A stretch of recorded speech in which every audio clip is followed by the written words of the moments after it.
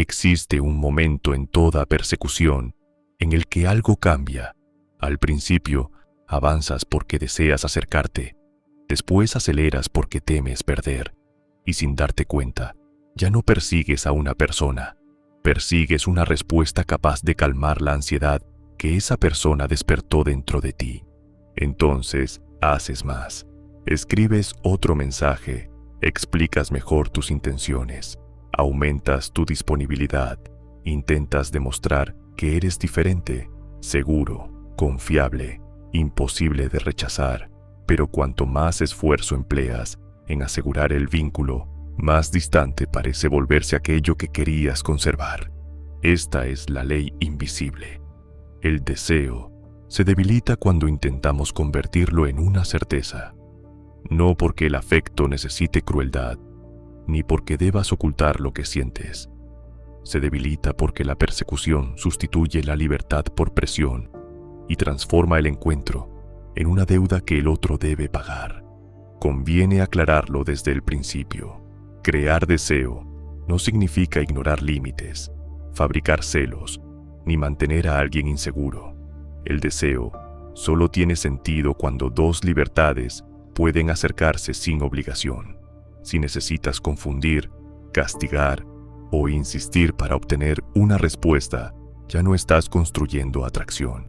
Estás intentando controlar un resultado. Arthur Schopenhauer publicó El mundo como voluntad y representación en 1818, aunque la portada de la primera edición indicaba 1819. En esa obra describió una fuerza profunda, irracional e incesante, la voluntad, no una decisión consciente, sino el impulso que empuja a los seres vivos a buscar, poseer y continuar. Para Schopenhauer, la razón no gobierna completamente nuestros deseos. Con frecuencia llega después y construye explicaciones elegantes para impulsos que ya estaban actuando. Creemos haber elegido con calma, pero debajo de nuestros argumentos existe una corriente más antigua que empuja antes de que la mente comprenda hacia dónde se dirige. La tragedia consiste en que la voluntad nunca queda satisfecha durante mucho tiempo. Mientras deseamos algo, sufrimos por no tenerlo.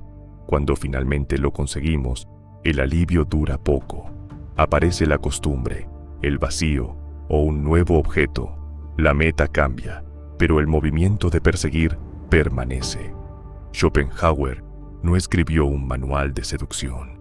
Su filosofía tampoco demuestra que la incertidumbre produzca automáticamente atracción, pero ofrece una lente incómoda.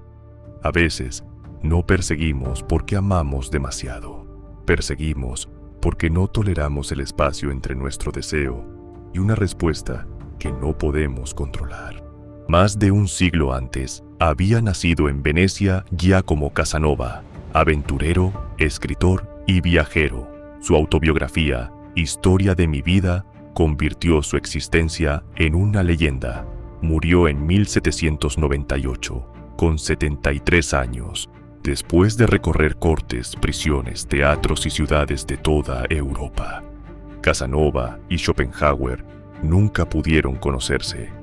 Tampoco llegaron literalmente a la misma teoría. Uno narró una vida dominada por encuentros y aventuras. El otro consideró el deseo una fuente permanente de sufrimiento. Precisamente por eso, resulta interesante observarlos juntos. Representan dos respuestas opuestas frente a la misma fuerza humana. En sus memorias, Casanova no aparece únicamente como un hombre que hablaba. Aparece como alguien que observaba, recordaba detalles, adaptaba la conversación, comprendía el ambiente y convertía cada encuentro en una experiencia particular. Su influencia no dependía solo de lo que ofrecía, sino de la atención con la que hacía existir al otro. La persecución comunica lo contrario. Cuando necesitas desesperadamente una respuesta, dejas de observar a la persona y comienzas a observar señales. ¿Cuánto tardó? ¿Qué palabra utilizó? Si colocó un punto, si vio tu mensaje. El otro deja de ser alguien por descubrir y se convierte en un veredicto sobre tu propio valor. Esa transformación se percibe incluso cuando intentas ocultarla. La urgencia cambia tu tono. Cada gesto contiene una petición silenciosa. Dime que soy suficiente. Dime que no vas a irte. Dime que todo este esfuerzo tendrá recompensa. Y pocas cargas resultan tan pesadas como convertirse en responsable de la autoestima de otra persona. El deseo necesita libertad porque solo puede existir donde también es posible decir no. Una respuesta obtenida mediante presión puede producir obediencia, culpa o cansancio, pero no deseo. Puedes acercarte, expresar interés y asumir un riesgo. Lo que no puedes hacer es exigir que el otro sienta aquello que tú ya decidiste sentir. Aquí suele aparecer una confusión peligrosa. Algunas personas concluyen que deben fabricar escasez, tardar deliberadamente, desaparecer, provocar celos o alternar calor y distancia. Esas tácticas pueden activar ansiedad, pero ansiedad no es intimidad. Conseguir que alguien tema perderte no demuestra que haya aprendido a desearte de una forma sana. La incertidumbre artificial convierte el vínculo en un mecanismo. Entregas atención, la retiras y esperas que el vacío produzca dependencia. Puede funcionar durante un tiempo, del mismo modo que una puerta que se abre y se cierra mantiene a alguien esperando, pero aquello que crece bajo manipulación termina necesitando más manipulación para sobrevivir.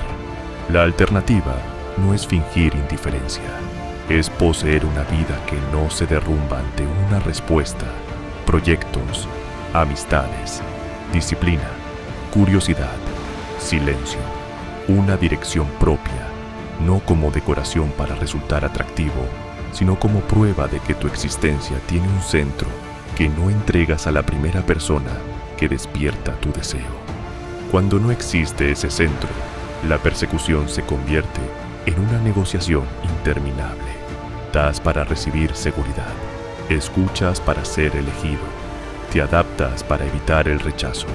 Cada acto aparentemente generoso contiene una factura invisible, y cuando el otro no paga con la atención esperada, aparece frustración, resentimiento o una nueva demostración. También perseguimos mediante explicaciones. Declaramos todo demasiado pronto porque creemos que la transparencia total eliminará el riesgo. Contamos cuánto sentimos, qué podríamos construir y por qué sería lógico intentarlo. Pero una relación no es una argumentación. Ninguna presentación impecable puede obligar al deseo a llegar a una conclusión favorable. En una relación estable, el problema adopta otra forma. La persecución puede convertirse en vigilancia, preguntas constantes, necesidad de confirmación, miedo ante cada distancia. La familiaridad no destruye necesariamente el deseo, lo destruye perder la capacidad de ver al otro como una persona independiente y convertirlo en una fuente permanente de tranquilidad. Conservar misterio no significa esconder una doble vida, significa aceptar que ninguna persona puede ser poseída por completo. El otro conserva pensamientos, cambios, proyectos y regiones que todavía desconoces. Amar esa autonomía exige más fortaleza que exigir acceso absoluto. El misterio sano no se fabrica, aparece cuando dos personas continúan creciendo. Casanova comprendía el poder de la presencia, no la presencia ansiosa que intenta impresionar, sino la atención que permanece en el momento. Escuchar sin preparar la siguiente frase. Observar sin clasificar. Responder a quien tienes delante y no al personaje que imaginaste. La presencia despierta interés porque hace que un encuentro deje de sentirse intercambiable. Pero la presencia necesita intervalos, no como castigo, sino porque toda vida posee ritmo, conversación y silencio, cercanía y actividad propia, encuentro y memoria.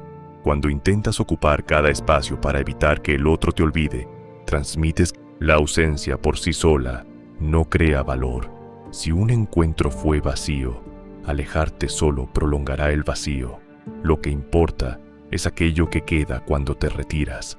Una conversación inesperada, una emoción limpia, una pregunta, una experiencia que todavía continúa dentro del otro. No se extraña la distancia, se extraña lo que la distancia vuelve visible. Casanova construía experiencias porque comprendía que la memoria emocional no se alimenta únicamente de información. Un lugar distinto, una conversación valiente o un gesto preciso pueden quedar asociados a una persona durante años. No necesitas imitar sus excesos. Basta con dejar de relacionarte como si cada encuentro fuera un trámite repetido. Sin embargo, convertir todo esto en una lista de técnicas traicionaría la idea central. La atención fingida se descubre, la confianza representada se agota, la vida interesante inventada requiere mantenimiento constante. Puedes aprender conductas, pero ninguna conducta compensa indefinidamente la ausencia de carácter, dirección y respeto por la libertad ajena. El atractivo más difícil de falsificar es la posesión de uno mismo. No significa frialdad ni superioridad. Significa poder sentir deseo sin convertirte en su sirviente, poder expresar interés sin suplicar, poder tolerar una pausa sin fabricar una catástrofe, poder recibir un no sin transformar el rechazo en humillación o venganza. Observa cómo empieza una persecución moderna. Envías un mensaje y no recibes respuesta inmediata. Entonces mandas otro para aclarar. Después compartes algo divertido para reducir la tensión. Más tarde preguntas si ocurre algo. Cada nuevo intento parece pequeño, pero juntos comunican que el silencio del otro gobierna completamente tu estado interior. Detenerte no es una técnica para que regrese. Esta es la prueba decisiva. Si dejas de escribir únicamente para provocar que te busque, todavía estás persiguiendo desde el silencio. Tu ausencia sigue girando alrededor de esa persona. Solo cambia la forma externa. El verdadero retiro ocurre cuando recuperas tu atención sin utilizarla como anzuelo. Recuperar el centro puede ser doloroso porque obliga a enfrentar lo que la persecución intentaba esconder. Tal vez no exista reciprocidad. Tal vez idealizaste una posibilidad. Tal vez el vínculo terminó. Mientras sigues corriendo, conservas la ilusión de que un esfuerzo adicional podría evitar esa verdad. Detenerte permite verla. Hay una forma sencilla de expresar interés sin invadir.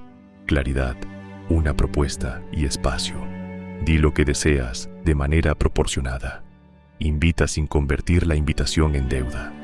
Después, observa la respuesta. El entusiasmo recíproco no siempre es perfecto, pero no necesita ser extraído mediante interrogatorios, pruebas o insistencia continua. Si la respuesta es ambigua durante demasiado tiempo, no necesitas convertirte en detective. Puedes preguntar una vez. Puedes establecer qué clase de vínculo estás dispuesto a aceptar y puedes alejarte si aquello que recibes contradice constantemente aquello que necesitas. Un límite no castiga al otro, define hasta dónde participas tú. Antes de enviar el siguiente mensaje, haz una pausa y formula una pregunta. ¿Quiero compartir algo verdadero o quiero regular mi ansiedad mediante su respuesta? La misma frase puede nacer de lugares completamente distintos. Después pregunta, ¿qué estás abandonando para perseguir, dormir, trabajar, entrenar, ver a tus amigos, conservar tu dignidad? El precio del deseo no siempre aparece en lo que haces por alguien. Aparece en todas las partes de ti que dejas sin alimento mientras esperas ser elegido. Aceptar un no es una forma de poder, no porque deje de doler, sino porque demuestra que tu identidad puede sobrevivir sin convertir el deseo ajeno en propiedad. La persona que puede retirarse con respeto conserva algo que la insistencia destruye, la capacidad de mirarse después sin vergüenza. Y aquí aparece la paradoja. Cuando dejas de perseguir para recuperar tu vida, a veces el otro vuelve, a veces no, pero en ambos casos obtienes algo más importante que una estrategia: información. Si vuelve, podrás decidir desde la calma. Si no vuelve, habrás dejado de sacrificarte frente a una puerta que permanecía cerrada. Schopenhauer contempló la voluntad y buscó liberarse de su dominio. Casanova convirtió el deseo en materia de experiencia, memoria y relato. No necesitamos elegir completamente entre ambos. Podemos sentir la fuerza sin obedecerla ciegamente. Podemos vivir el deseo sin permitir que decida nuestro valor ni viole la libertad de nadie. El deseo se parece al fuego. Necesita aire, pero no abandono. Cercanía, pero no posesión. Calor, pero no presión constante. Si intentas encerrarlo para asegurarte de que nunca escape, consumes precisamente el oxígeno que lo mantenía vivo y terminas sosteniendo cenizas mientras recuerdas la llama que quisiste proteger. La próxima vez que sientas la necesidad de correr detrás de alguien, no preguntes solamente cómo conseguir que se detenga. Pregunta qué parte de ti abandonaste para empezar a perseguir. Recupera esa parte. Expresa, observa y conserva tu centro. Cada semana revelamos una ley invisible del comportamiento humano. Nos vemos en la próxima.